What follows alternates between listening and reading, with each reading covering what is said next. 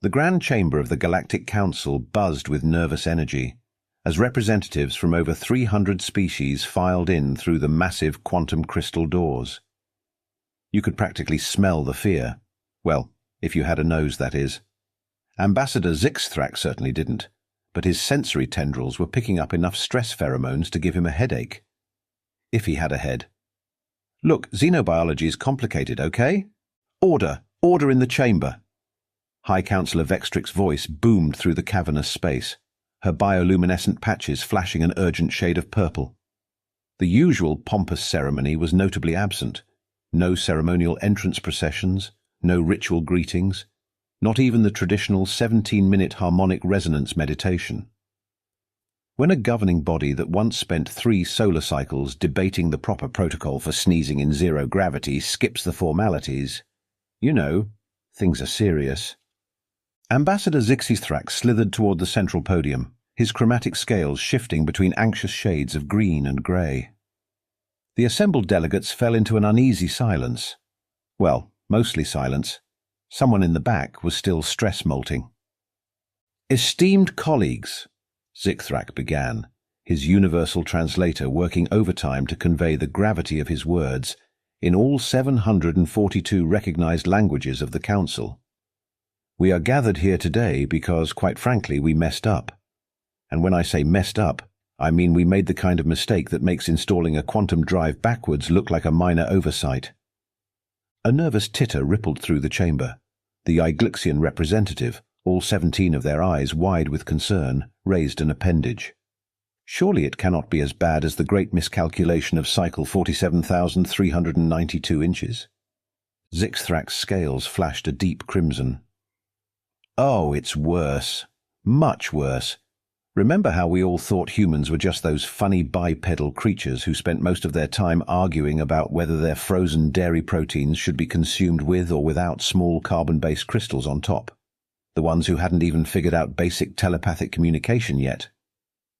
The chamber erupted in murmurs. A Flaxian diplomat in the third row actually began to liquefy from anxiety.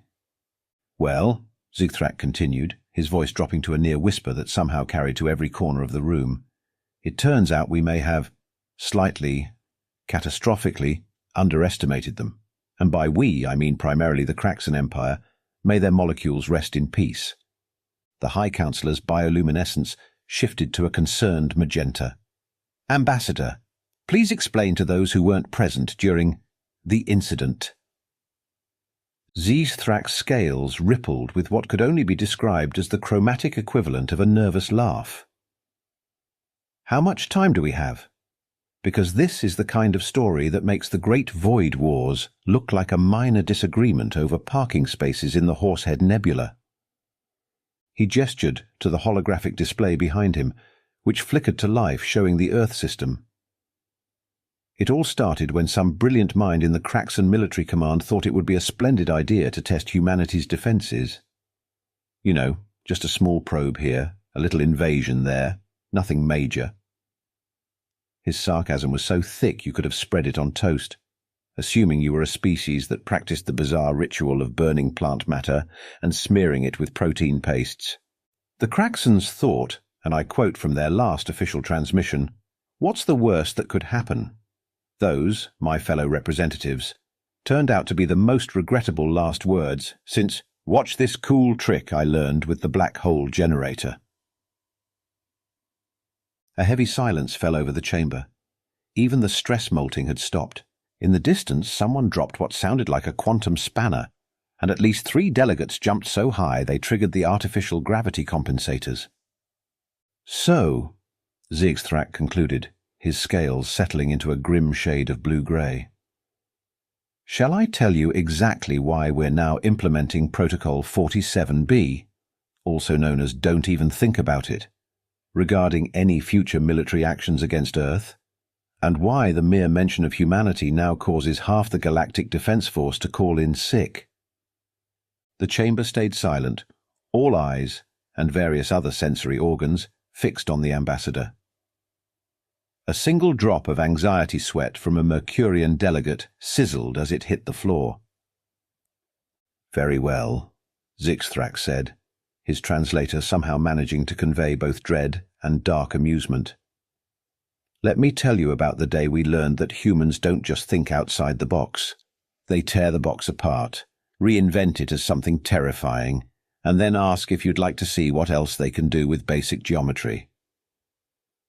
"The Kraxons," Zikthrak continued, his scales shifting to a reminiscent orange, "decided to attack 3 human colony worlds in the Orion Spur.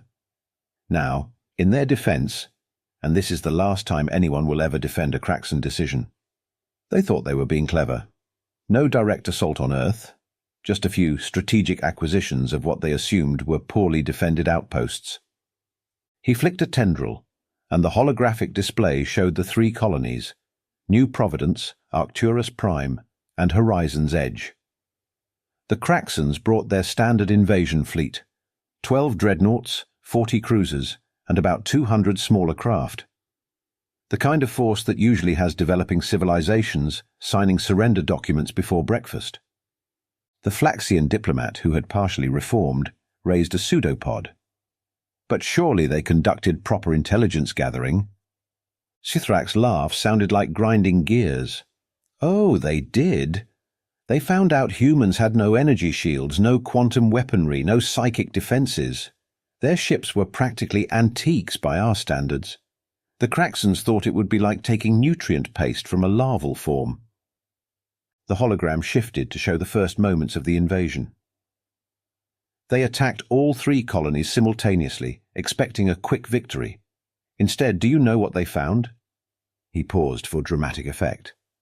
"The humans were waiting for them. Not just waiting, they were excited." The chamber erupted in confused chittering. The concept of being excited about combat was alien to most species present. The first sign that something was wrong came when the Kraxon flagship, the Ultimate Victory, and let me just say, naming your ship that is just asking for ironic consequences, received a transmission from the human defenders. It was just 3 words: "Finally, a challenge." Zikthrak manipulated the controls, and battle footage began playing. "Watch this. See how the human ships seem to be moving randomly? That's because they were. Their battle formations made absolutely no tactical sense by any known military doctrine. The Kraxons actually wasted precious minutes running analytics, trying to find the pattern. There wasn't one. The humans were improvising, making it up as they went along." The footage showed human vessels performing maneuvers that made several navigational experts in the audience visibly nauseous. They were using their ship's structural limitations as weapons. See that? That human captain deliberately let his ship get hit, so the debris would create a navigation hazard. They were using damaged ships as improvised missiles. One human vessel lost its main weapons and proceeded to ram a Kraxon cruiser while broadcasting something called Ride of the Valkyries. The hologram zoomed in on a particularly chaotic battle segment. Here's where it gets really interesting. The Kraxons deployed their standard neural disruptors, weapons designed to incapacitate organic crew through fear responses. The humans? They started laughing. Actually laughing. Apparently they found the artificial fear hilarious and kind of tickly. A Zentaran representative fainted, their crystalline form tinkling as it hit the floor. Nobody moved to help. They were all too transfixed by the footage. But the real shock came when the humans started using their own technologies in ways nobody had considered. Those primitive projectile weapons we'd dismissed. Turns out when you accelerate a chunk of metal to near relativistic speeds, energy shields have a really bad day. Their outdated nuclear fusion tech, they'd turned their engines into weaponized nuclear pulse units. One human captain, and I still can't believe this is real, executed a combat maneuver by detonating a nuclear device against their own hull plating to change direction. The footage showed the aftermath of the battles. All 3 colonies had held. The Kraxon invasion fleet was in ruins, and the survivors were retreating in what could generously be called a state of panic. The humans suffered casualties, of course. Lost ships, lost lives. But here's the truly terrifying part. They seemed to get more effective as they took losses. Every destroyed human ship just made the survivors more determined, more creative, and significantly more annoyed. Zigthrak's scales had settled into a deep purple of profound disturbance. The Kraxan commander sent one final message before retreating. It read, and I quote, "They're not fighting a war, they're treating it like a game they're enjoying." That commander later resigned and became a spiritual advisor on a remote moon, specializing in meditation techniques for dealing with trauma. But this, he added, his voice dropping ominously, was just the beginning. The humans hadn't even started getting serious yet. And let me tell you, when humans get serious about warfare, they don't just break the rules, they rewrite them, set them on fire, and use the ashes to draw up plans for something even worse. Now, Zigthrak continued, his scales rippling with a mix of awe and residual terror, you might be wondering what happened after the humans successfully defended their colonies. Surely they would seek diplomatic solutions? Perhaps file a strongly worded complaint with the Council? He paused, letting out what could only be described as a mirthless chuckle. Oh, how I wish that had been the case. The holographic display shifted to show Earth's primary military command center. The humans had something they called Project Prometheus. When we first intercepted communications about it, our analysts thought it was some new superweapon. Shows what we know about human mythology. Prometheus wasn't just about fire. It was about giving power to those who weren't supposed to have it. You see, while we were all congratulating ourselves on our advanced technology, humanity had been studying every single piece of alien tech they could get their hands on. Every crashed scout ship, every damaged probe, every scrap of debris. They weren't just studying it, they were improving it, and not in ways that made any sense to us. The display showed a series of human modifications to standard alien technology. Several council members shifted uncomfortably in their seats. "Look at this beauty," Zigthrak gestured to what appeared to be a horrifying hybrid of human and Kraxan technology. They took a standard Kraxan shield generator, which everyone knows needs a massive power source, and hooked it up to something they called a potato battery. A potato. A literal root vegetable. It shouldn't work. It doesn't make sense for it to work. But somehow, they made it work better than the original. A Mectarian delegate raised their servo arm. "But surely there are biological limitations." "Limitations?" Zigthrak interrupted, his scales flashing warning colors. "Let me tell you about human limitations. When we destroyed one of their communication relays, they rigged up a replacement using old radio technology and a repurposed microwave cooking device. When their power cells ran low, they jerry-rigged energy systems using scavenged parts and something called coffee. They turned their environmental suits into improvised explosive devices while still wearing them." The hologram showed a particularly chaotic battle scene.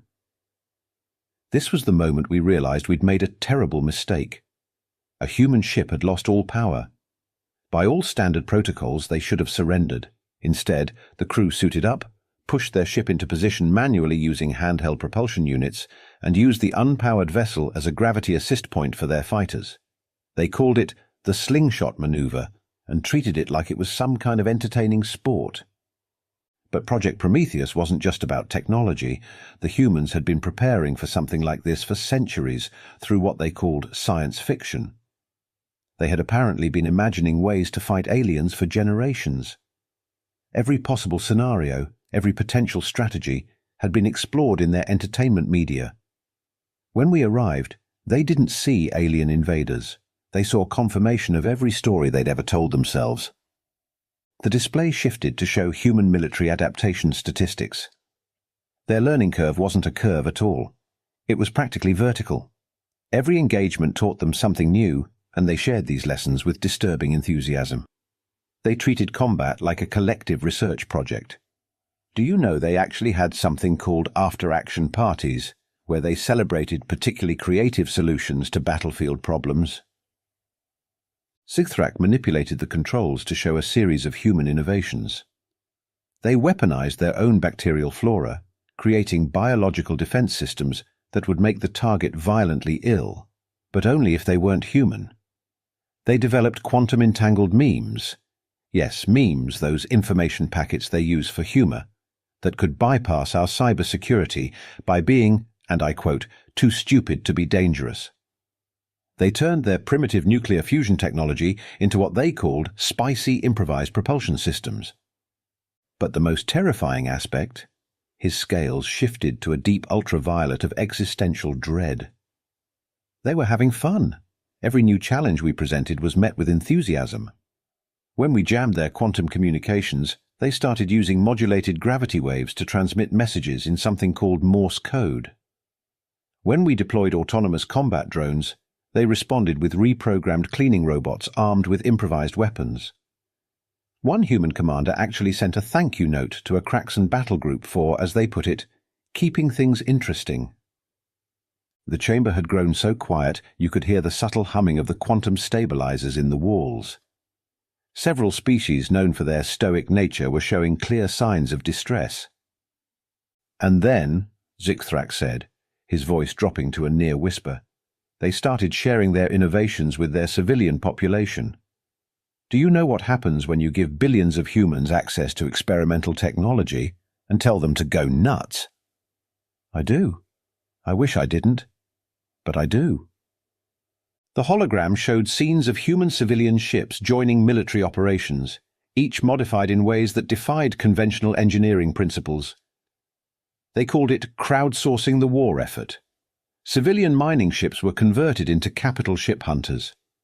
Transport vessels became stealth infiltration craft. Someone turned an orbital garbage scow into what they called a space shotgun. But perhaps the most chilling aspect was their response to casualties. In most species, losses lead to demoralization. Humans? They named ships after their fallen comrades and fought harder. Every defeat made them more determined. They created something called spite drives, engines that ran on pure stubbornness and redirected grief into propulsion energy. Zixthrak's scales settled into a somber blue. And this, esteemed colleagues, was still just the beginning. Because the humans weren't just adapting, they were evolving their tactics faster than our predictive algorithms could process. They didn't just think outside the box, they made us question the very nature of boxes. Zixthrak adjusted his positional stabilizers, his scales now pulsing with a rhythm that conveyed both dread and admiration. The human counterattack began with what they called Operation Boomerang, because, as they said, what goes around comes around.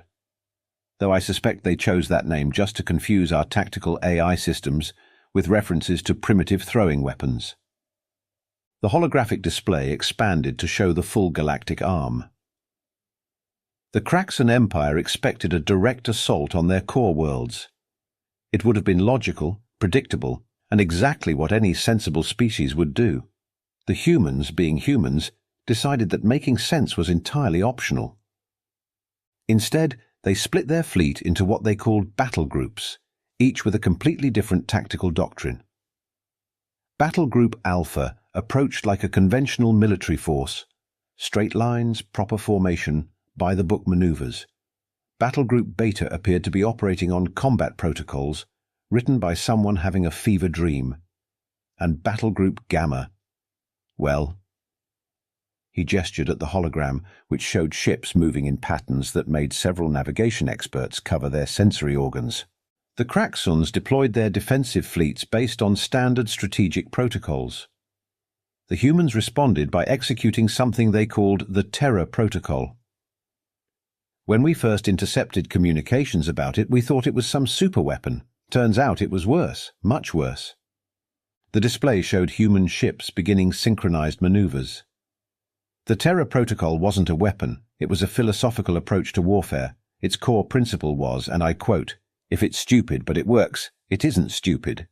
The humans had basically weaponized their own unpredictability. Watch this engagement. Zixthrak highlighted a battle sector. Battle Group Alpha engages the Kraxon fleet in a textbook confrontation. Everything's proceeding according to standard combat doctrine.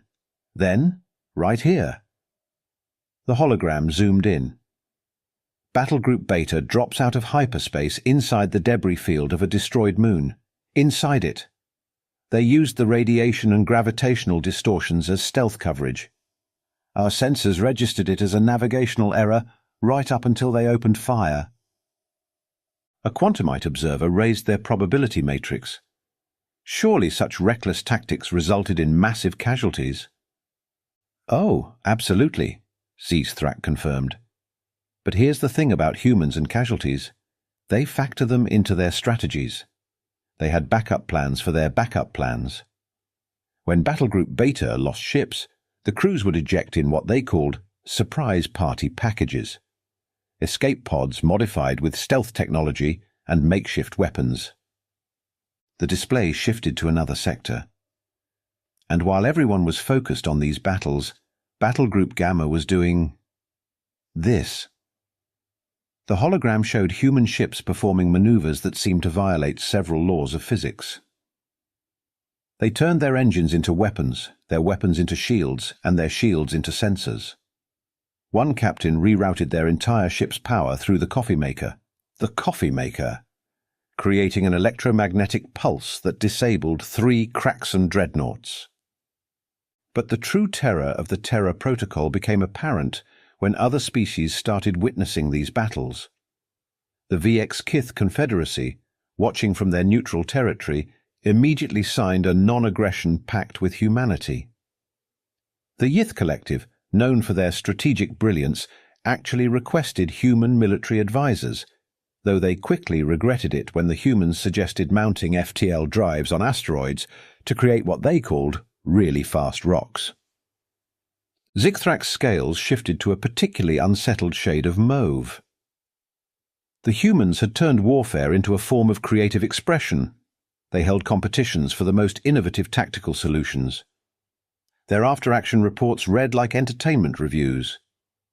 One commander rated a battle as 3 stars, would explode again. They started naming their military operations with puns.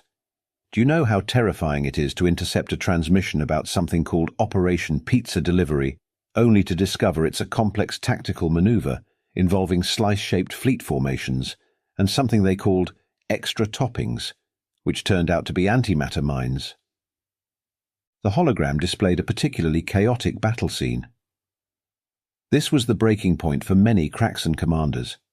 The humans launched what appeared to be a frontal assault on a heavily fortified position. Standard doctrine would call for a strategic retreat. Instead, they broadcast an ancient human battle cry, Leroy Jenkins, and proceeded to do whatever this is. The display showed maneuvers that made several tactical experts in the audience need to excuse themselves. They turned their damaged ships into weapons, their debris into hazards, and their retreat paths into ambush zones. They used their own destroyed vessels as gravitational anchor points for maneuvers that our physics division still can't explain. One human fleet commander, when informed that their tactics violated the laws of thermodynamics, reportedly responded with, "Laws are more like guidelines anyway." Zethrak manipulated the controls one final time, showing the full scope of the human counteroffensive. By this point, the Kraxon Empire had lost not just ships and territory, but their fundamental understanding of how warfare worked. The humans weren't just winning battles, they were rewriting the rules of engagement with each encounter. They turned defeat into opportunity, chaos into strategy, and desperation into inspiration. Other species watching these events unfold came to a unanimous conclusion. Never, ever make humanity feel the need to get creative with their military response. The Andromeda Association actually added a new clause to their diplomatic protocols. In the event of human involvement, assume all traditional tactical doctrines are obsolete and possibly hilarious. His scales settled into a pattern that somehow conveyed both amusement and horror. And remember, this was just the military aspect of their response. We haven't even gotten to what their civilian scientists were cooking up in their recreational research time, or as they called it, hold my beer moments. Zethrak's scales rippled with what could only be described as sympathetic embarrassment. The Kraxon Empire, facing unprecedented losses and tactics that defied their military doctrine, decided to deploy what they considered their ultimate weapon, the Mind Shatter Array. a device capable of broadcasting fear and confusion directly into enemy consciousness. The kind of weapon that had brought entire civilizations to their knees. He paused, his chromatophores flickering with barely suppressed amusement. The humans responded by broadcasting something called dad jokes on the same frequency. The chamber erupted in confused murmurs. A quantum intelligence representative actually had to reboot. You see, Xithrak continued, when faced with psychic warfare, the humans discovered that their most groan-inducing attempts at humor created what they called psychic static. The mind shatter array couldn't penetrate their defenses because their minds were too busy processing puns like, "Why don't aliens eat clowns?" because they taste funny. The holographic display showed the massive Kraxon psychic weapon array powering up, only to be met with what appeared to be an endless stream of human transmissions. The Kraxon's psychic operators actually requested reassignment. One of them left a note saying, and I quote, "If I have to endure one more knock-knock joke, I'm joining a monastery." But the humans didn't stop there. Oh no, they decided to launch their own psychological warfare campaign. They called it Operation Comedy Central. Instead of trying to intimidate the enemy, they began to mock them. The display showed intercepted human broadcasts. They created what they called memes about the Kraxon military leadership. They turned battle footage into something called fail compilations. They wrote catchy songs about Kraxon tactical blunders and broadcast them on all frequencies. The Kraxon High Command had to deal with the fact that their troops were humming human victory shanties. The breaking point came when the humans started sending gift baskets to defeated Kraxon commanders. Actual gift baskets, with notes saying things like, "Better luck next time," and "Thanks for the practice." One human admiral sent a Kraxon fleet commander a self-help book titled "Losing Battles for Dummies," with helpful passages highlighted. Xithrak's scales shifted to a particularly amused shade of cyan. The Kraxon Empire had faced defeat before, but never humiliation. Their allies began to distance themselves. Nobody wanted to be associated with the species that had become the galaxy's biggest military meme.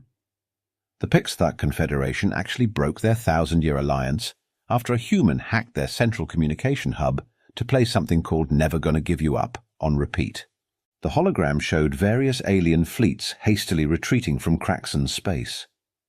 The humans had discovered something far more devastating than any weapon. They'd found out that the galaxy's military forces had no defense against embarrassment. They started naming their ships things like "Your Mum's Revenge" and "I Can't Believe It's Not Butter." They painted smiley faces on their dreadnoughts. One human commander, when confronted with a Kraxon ultimatum, responded by sending a cat video. Just that. No message, no threats, just a small Earth feline knocking objects off a table. The Kraxon strategic AI spent 3 weeks trying to decode the hidden meaning before suffering what we can only describe as a synthetic nervous breakdown.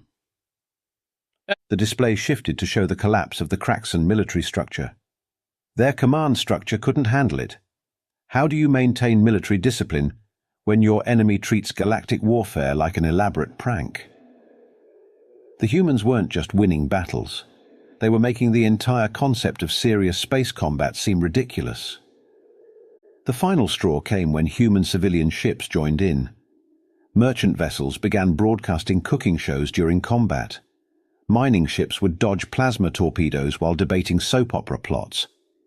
A human tourist yacht, wandered into a battle zone and started giving tactical advice to both sides like it was commentating on a sports event. Xithrak manipulated the controls to show the extent of the psychological impact.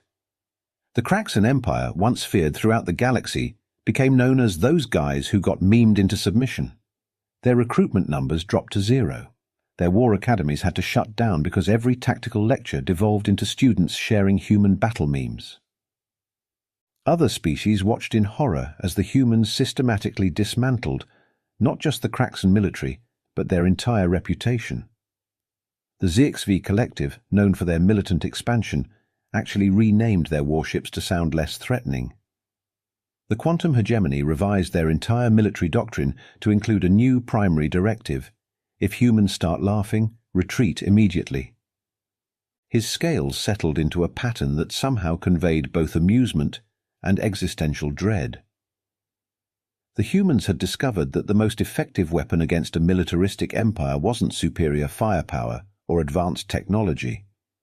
It was the ability to make them look absolutely ridiculous. They turned intergalactic warfare into a comedy show where the Kraxans were the unwitting stars. And perhaps the most terrifying part, the humans genuinely enjoyed it.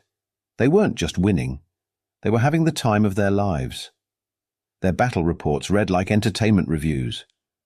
They gave style points for particularly spectacular explosions. They started a galactic trend of rating military encounters on something called Yelp. Zixthrak's final gesture showed the remnants of the once mighty Kraxan fleet retreating to their home system. In the end, the Kraxan Empire wasn't defeated by force of arms alone. They were memed out of the galactic community. Their final transmission before surrendering was just 4 words: "Please make them stop."